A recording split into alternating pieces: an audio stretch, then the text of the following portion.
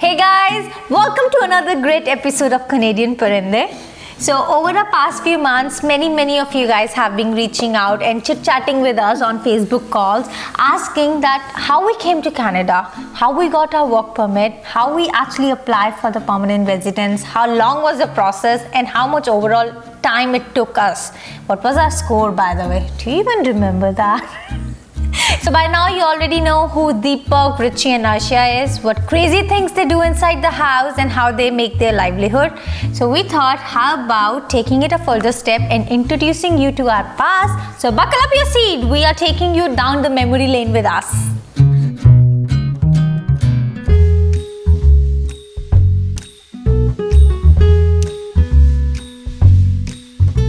So this is not a boring video of why come to Canada or do not come to Canada. Sorry, we can't make that stuff. We can't make boring videos.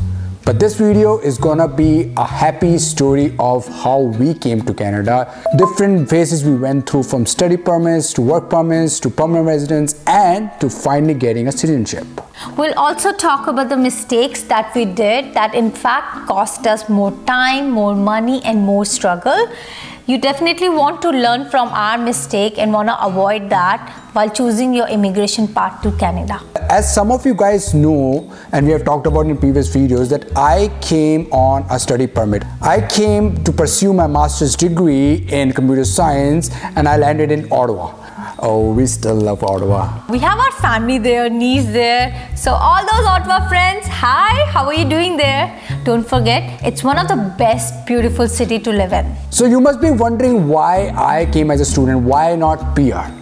And I think the reason why is I wanted to pursue my master's degree. Getting a PR has never been an important thing for me. Even actually, I didn't even know about that time that there is something like getting a permanent residence. And that was back in time when the trend of getting the PR was not at all that common.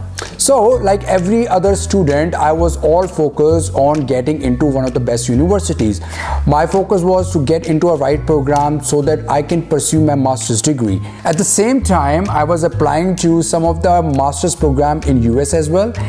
And the only thing that made me attracted and choose Canada is the 3-year work permit that they give to students after completing the degree. And on top of that, if you're coming with a spouse, your spouse can legally work and they can get an easy work permit, versus that in US where the spouse cannot easily work until unless they have their own work permit.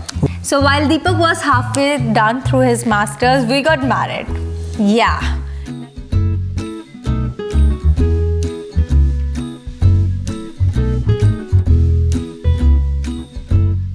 Now you might be thinking that was a crazy move, so did our families thought, and trust us, it took us a really good time to convince them that, you know, we both are ready mentally and we really want to spend our time together. So against all the odds, we got married, and that was actually a starting of our journey. So it was not a crazy move, it was a calculative risk that we were taking. Yeah. I was actually doing an internship while we got married, so we had some money coming in. And the good thing about internships in Canada is that they pay really good money. And that's because Government of Canada fund those companies who hire co-ops. So if you wanted to come to Canada as a student, get into the program that gives you an option for an internship or co-op. And that will also help you to gain Canadian market experience that you can add to your resume even before graduating. Over the past few years, we have seen lots and lots of people coming here, our friends, our extended friends, new people whom we have become friends here. They all have came through express entry, and most of them has written the IELTS exam thrice, 4 times, 5 times, even 6 times. So guys, how many times have you written your IELTS exam, or what is the score you are stuck as? Don't forget to share that with us in comments below. Finally, it was a time for a big move. So even before we got married, Deepak has done a lot of research for me to figure out what are the best options for me to come. First option is to come on a work permit. The second option is to come on a visitor visa and then apply for a work permit while you are in Canada. We went with the second option and we did hire a consultant. Now you must be wondering, really a consultant for a tourist visa?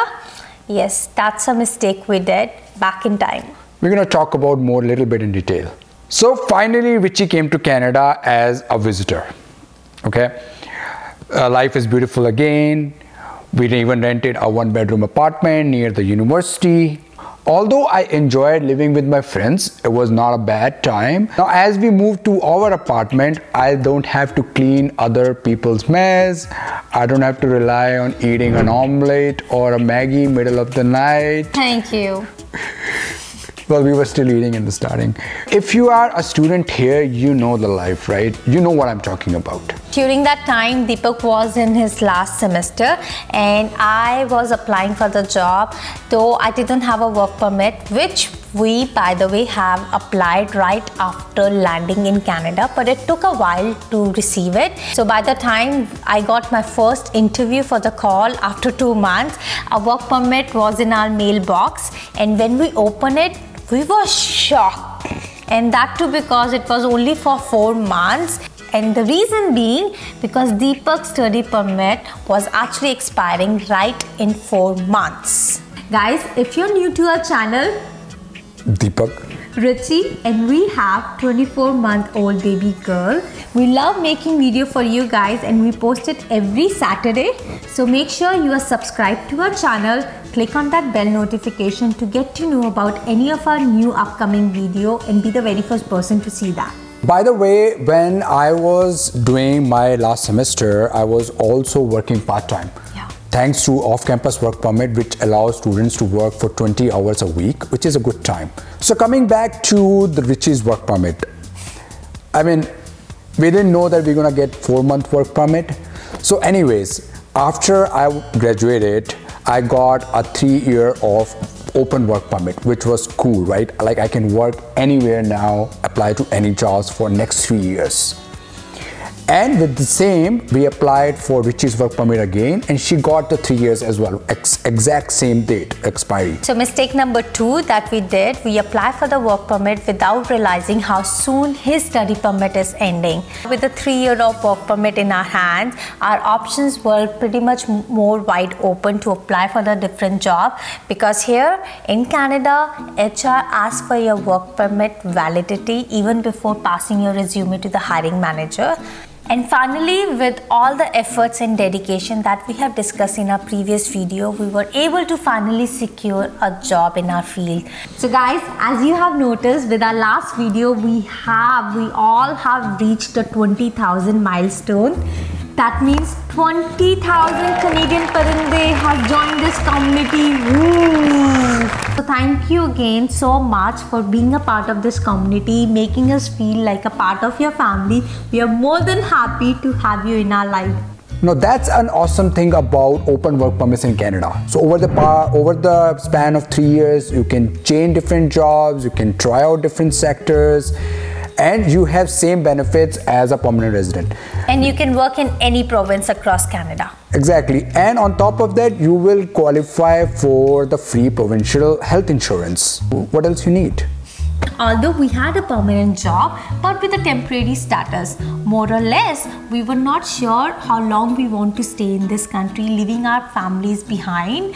And of course, this decision gets very tough, especially when you don't have a permanent status. So we started the procedure of going through Express Entry. I went online, read all the requirements, start collecting all the documents, start preparing for the IELTS. I mean, if you are doing it, you know what it is about, right? The pain in the... The thing is that even though we were in Canada, the process is the same. It's the same pool, right? So we still have to do all the same things, and it is stupid, right? Because we are already in Canada. Why need to give another IELTS exam again? As Deepak was the primary applicant on our file, he was writing the IELTS exam, saving me from that trouble. I wouldn't have mind though. And with his decent IELTS band, we have enough Express Entry score to make it in the draw. It was actually 443 if I remember. Yeah. Since I had a Canadian education and we both had a Canadian job experience, our draw came up in a CEC, which is Canadian Experience class, which is different from if you're applying from outside. But that doesn't mean that everyone who is studying here will be picked up in that draw. We had some of our friends who were also studying with us. They didn't get their number in the draw. Ultimately, they went with another option. They went with PNP, which cost them more money, more paperwork, more time. Once we submitted all the document and the medical result, we waited around 6 months to get our COPR. And as we were already here, we just went to Niagara to cross the border and yay, we are PR. And to celebrate that, we actually went to Niagara Factory Outlet to celebrate our permanent resident status. Man, that border crossing cost us a lot. Now after being here for a couple of years, we have good credit score, we have saved enough for our down payment toward the house, and we were able to secure a good mortgage rate. And yes, definitely if you have a PR status, that does play a good role in getting you a good mortgage rate. Long story short, we got our first house and we did couple of Europe trip, and after 2 years we decided to start our own family, and voila, we got Arshia.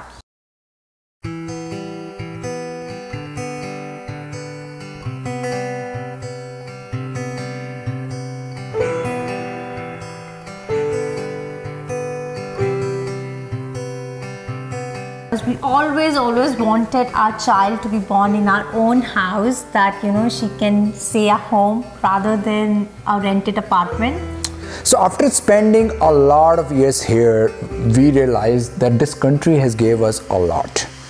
Right from getting a world-class education, to working in world-class companies, to the safer environments, to the ability to buy your own house.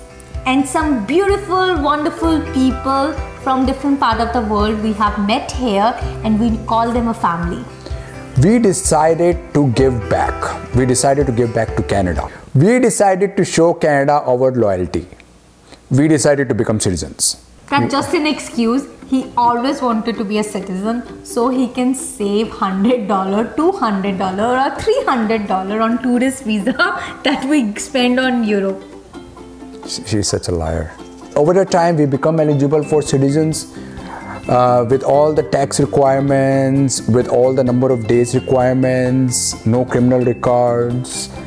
We finally applied for citizenship, and I think after a year, we got an invitation to write a citizenship exam. We passed it through, and we become citizens. It was a perfect time for us as well, because Arshia was a born citizen, and it just gave us another reason to go for it as a family. Not that we don't love our home country, we adore India, and just so to get the Canadian citizenship, we have to give up our Indian passport, Indian citizenship, and he wanted to save money on visa.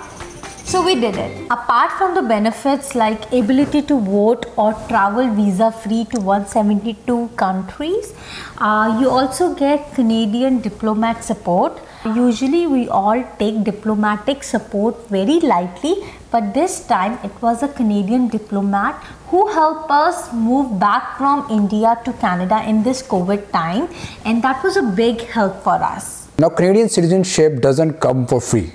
I mean, apart from all the money you spent on application process for the Canadian citizenship and the passport fee, you have to give a lot of money to Indian government to surrender your Indian passport. On top of that, if you want to apply for an OCI, which is an overseas citizen of India, that's another money. So guys, this is our whole journey from 2013 to 2021, and keeping our fingers crossed, still continuing. Now, during this journey, we did a lot of mistakes.